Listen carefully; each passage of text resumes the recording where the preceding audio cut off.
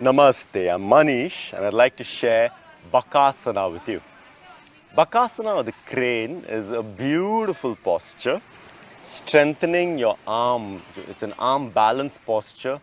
It gives you a great amount of understanding of how to balance the body, and it's a great training for focus. So with this 21st century yoga project, we are always interested in seeing how do these practices impact or transform body, mind and prana.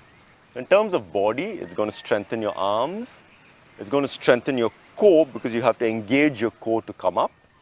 In terms of mind, it's great for your focus. And in terms of prana or energy, it gives you a great opportunity to work with breath and gives you tremendous confidence that you can now hold yourself up on your hands. So what you do is you open out your fingers. If you've got any pain in the shoulder, so you can actually start by just opening out. Anybody with tremendous pain can avoid it. But for the others, you can open out the shoulder here, shoulder tricep, shoulder tricep, shoulder,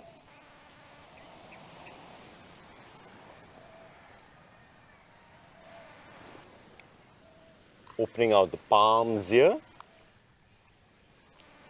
Once you've got a very deeply grounded position here, what I want you to do is just bring the legs like this. The legs like this. Once you bend your elbows, you're going to take your knees to the upper part of your tricep. So you're here, knees bend. So the knees in fact go into the armpits and eventually they'll come out slightly to the upper part of the tricep. So don't start on the elbow. Now please note that every body is uniquely designed and does it differently. I'm just showing to you the most generic way and the way that works best for me. So you can find slight variations as you develop your practice. And this is the key of yoga training. You've got to find out how your body does this best. Open out the fingers, the middle fingers in the direction that's straight for you. Fix your gaze, your drishti at a point. Start with your breathing, ujjayi.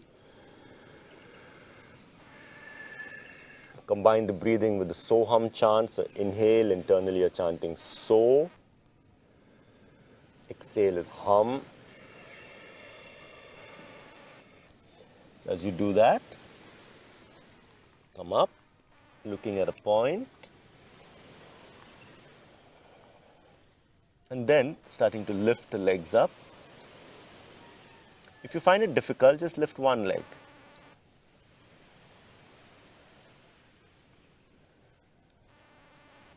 Don't let the breathing go shallow. And once you're ready, come back. So now this is a simple movement where you're just so focused on where you're looking that you're able to sort of stretch. And once you're done with it, stretch the shoulder. This is a very rewarding practice because initially it comes across as a tremendous challenge. But then over the days, over the years, you find that you can improve slowly. Small pointers here, once the legs were here. So some of you may find it difficult and therefore can just lift one leg here. When you lift up both the legs, use your core strength, engage the pelvic floor to lift. Lift one leg up with the other and stay there.